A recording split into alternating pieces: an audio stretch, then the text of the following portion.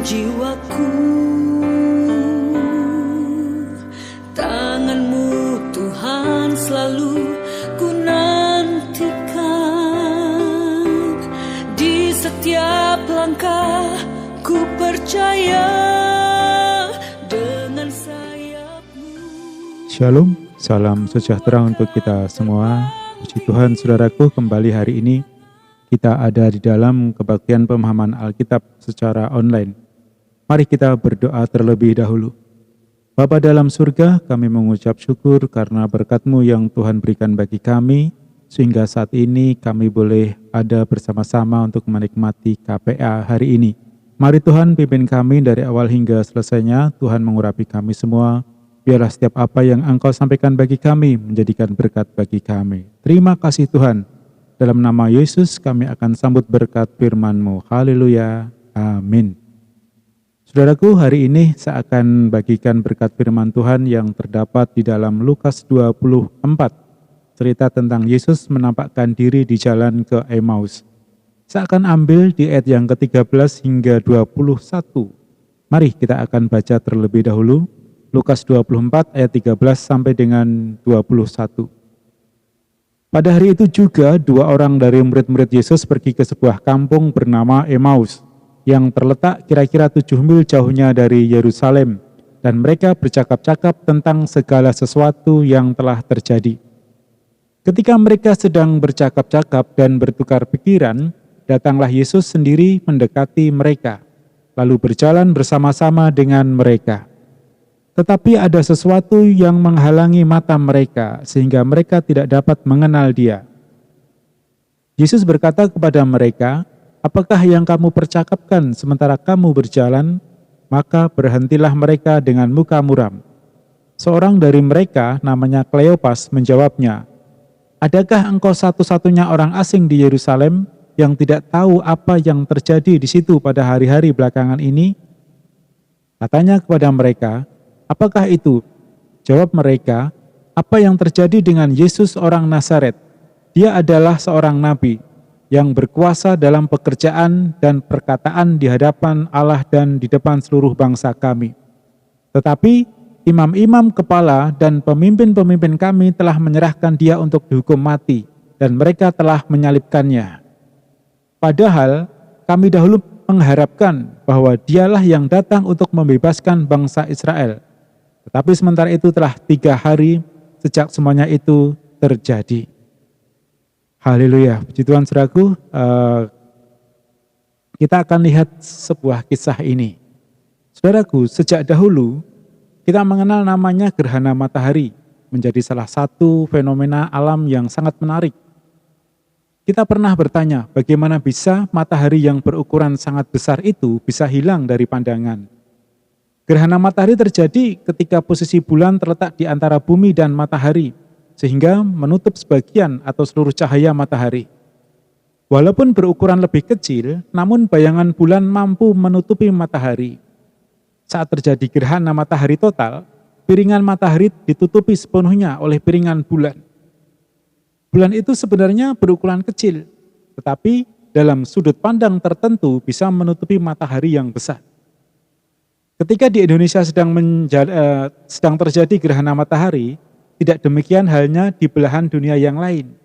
Di sana matahari tampak besar seperti biasanya. Nah, saudaraku, demikian juga dengan masalah di kehidupan kita. Di hadapan Tuhan tidak ada istilah masalah besar atau masalah kecil. Semuanya tidak bisa dibandingkan dengan kebesaran kuasa-Nya. Masalah yang kecil, namun jika kita tidak mau mengubah sudut pandang atau berpindah posisi, dapat menutupi dan membuat kebesaran Tuhan tidak terlihat. Nah, kisah yang kita baca yang sangat menarik tadi yang terdapat dalam Lukas 24, ketika Tuhan Yesus menampakkan diri di jalan ke Emmaus, suatu hari dua orang murid Yesus sedang berjalan menuju sebuah kampung. Mereka sibuk membahas apa yang sedang terjadi pasca wafatnya Yesus di kayu salib. Dalam perjalanan tersebut, tiba-tiba Tuhan Yesus datang mendekati mereka, lalu berjalan bersama-sama dengan mereka. Namun mereka tidak mengenal Dia. Di ayat yang ke-15. Ketika dipikir dengan logika sederhana, Bagaimana mungkin kedua murid itu tidak mengenal Tuhan Yesus? Bukankah baru 3 hari Yesus meninggalkan mereka? Bukan waktu yang lama sampai bisa membuat mereka lupa akan wajahnya. Tetapi itulah yang terjadi. Dalam kisah selanjutnya di ayat yang 16 dikatakan, tetapi ada sesuatu yang menghalangi mata mereka sehingga mereka tidak dapat mengenal Dia. Ada sesuatu yang menghalangi mata mereka sehingga mereka tidak mengenal Tuhan Yesus. Sebagai murid yang ditinggal oleh gurunya, wajar bila mereka merasa ketakutan, sedih, dan kecewa, bahkan mungkin kehilangan harapan. Rasa bingung dan putus asa telah menutupi pandangan mereka. Mata mereka seolah tertutup, tidak mengenali Tuhan Yesus, meski Dia berada bersama-sama dengan mereka. Masalah bisa menghalangi kita memandang Tuhan. Tuhan menjadi seolah hilang, tidak kelihatan. Jarak juga bisa mengubah persepsi kita tentang Tuhan. Kalau kita jauh dari Tuhan, Ia seolah terlihat kecil.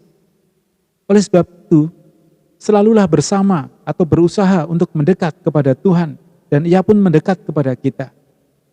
Ketika kita terus mengarahkan pandangan kepada Tuhan, kita akan bertambah kuat. Sesungguhnya Tuhan tidak pernah menjauh, kitalah yang berubah setia. Tuhan selalu mengarahkan pandangannya kepada kita, yaitu anak-anaknya. Ketika kita melihat masalah itu sangat besar sekali, dan masalah itu ada di depan kita, sementara Tuhan ada di belakang masalah itu. Meskipun sebenarnya masalah itu kecil dan Tuhan itu besar, seperti halnya gerhana matahari tadi. Bulan itu ibarat masalah kita, sementara matahari itu adalah kuasa Tuhan. Jika kita melihat matahari yang terhalang oleh bulan itu, maka tempat kita akan menjadi gelap. Jika kita melihat masalah kita yang sebenarnya kecil itu, maka masalah itu akan sepertinya besar, menutupi segala kuasa Tuhan. Padahal di tempat lain, tidak akan terjadi gerhana itu, tidak sama dengan di tempat kita saat kita terjadi gerhana, di tempat lain belum tentu. Jika kita bisa mengubah cara pandang kita memandang masalah itu dan bagaimana kita memandang Tuhan, maka tidak ada masalah besar dan kecil. Karena Tuhan melebihi atau kuasa Tuhan melebihi segala permasalahan di dalam kehidupan kita. 2 murid Tuhan Yesus tadi mereka kecewa. Mereka mengharapkan Yesus menjadi pembebas bangsa Israel dari penjajahan. Mereka kecewa karena orang yang digadang-gadang, orang yang diharapkan untuk membebaskan, yang membela mereka, ternyata harus mati di kayu salib. Rasa kecewa itu menutupi kuasa Tuhan. Rasa kecewa itu menutupi pandangan mereka terhadap Yesus. Mereka berjalan bersama-sama, tetapi mereka tidak bisa melihat. Kenapa? Karena rasa kecewa. Karena rasa kecewa yang sangat besar. Sehingga mereka tidak bisa melihat kuasa Tuhan. Nah, saudaraku, kisah yang sangat sederhana ini sebenarnya mengingatkan kita. Kita menghadapi berbagai masalah dalam kehidupan kita. Mungkin kita kecewa. Mungkin harapan kita putus. Kenapa? Karena kita memandang permasalahan itu atau kita anggap sebagai permasalahan yang besar. Tidak memandang kuasa Tuhan. Dari kisah ini kita mau belajar. Mari kita pandang kuasa Tuhan. Mari kita pandang kebesaran Tuhan. Mari kita pandang bagaimana Tuhan itu memiliki kuasa yang sangat dahsyat bagi umat manusia. Masalah kecil, masalah besar di hadapan Tuhan tidak ada artinya. Tetapi jika kita memandang masalah itu besar, maka kuasa Tuhan itu akan kecil di dalam kehidupan kita. Bukan kuasa Tuhannya yang kecil sebenarnya, tetapi keyakinan kita atau kepercayaan kita kepada kuasa Tuhan itulah yang kecil. Sehingga seolah-olah permasalahan itu menjadi atau sangat besar sekali di dalam kehidupan kita. Nah, saudaraku, renungan singkat ini biarlah mengajarkan kepada kita bahwa kuasa Tuhan tidak akan pernah berubah. Kuasa Tuhan akan selalu berlaku. Kuasa Tuhan akan selalu dikaryakan di dalam kehidupan kita. Masalah boleh ada. Sebagai manusia kita tidak lepas dari namanya permasalahan di dalam kehidupan kita. Baik di rumah tangga kita, di pergaulan kita, di tempat kerja, dimanapun kita berada, dalam pelayanan kita selalu akan mendapatkan permasalahan. Tetapi kita percaya, kita harus yakin dengan iman kita, bahwa kuasa Tuhan melebihi segala permasalahan yang ada di dunia ini. Semakin besar keyakinan kita, semakin besar kepercayaan kita kepada kuasa Tuhan, maka kekuatan di dalam diri kita akan memampukan kita menghadapi berbagai macam permasalahan yang sedang kita hadapi saat ini. Haleluya. Amin. Inilah berkat firman Tuhan yang bisa saya bagikan. Mari kita akan berdoa. Terima kasih Tuhan, kami mengucap syukur atas berkat-Mu hari ini, mengingatkan kepada kami Tuhan agar kami semakin yakin, semakin percaya bahwa kuasa-Mu tidak akan pernah berubah. Kuasa-Mu akan selalu nyata di dalam kehidupan kami. Banyak problem, permasalahan, tantangan yang kami hadapi di hari-hari ini. Tapi kami percaya Tuhan, Engkau akan selalu ada bekerja bersama-sama dengan kami, memberikan kekuatan di dalam kehidupan kami, memberikan penghiburan di dalam kehidupan kami, sehingga kami sanggup menghadapi berbagai permasalahan itu. Terima kasih Tuhan Yesus, terima kasih Bapa. Kami mengucap syukur. Kami berdoa buat keluarga Pak Gembala kami, buat keluarga seluruh sidang jemaat-Mu pelita kasih dimanapun mereka berada. Mari Tuhan jagai dan lindungi kami semua, agar kami selalu ada Tuhan di dalam kehidupan yang damai dan sejahtera, karena Engkau selalu ada bersama-sama dengan kami. Untuk umat-Mu Tuhan yang sedang sakit, mari Tuhan tolong mereka, jamah mereka, dalam nama Yesus sembuhkan mereka. Bagi mereka yang kekurangan, mari Tuhan cukupkan mereka. Yang susah Tuhan hiburkan, yang lemah mari Tuhan kuatkan mereka, sehingga mereka boleh selalu merasakan kasih-Mu, kuasa-Mu bekerja di dalam kehidupan mereka.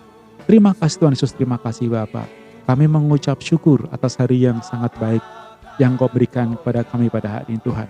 Terima kasih Tuhan, dalam nama Yesus kami akhiri KPA hari ini. Haleluya. Amin.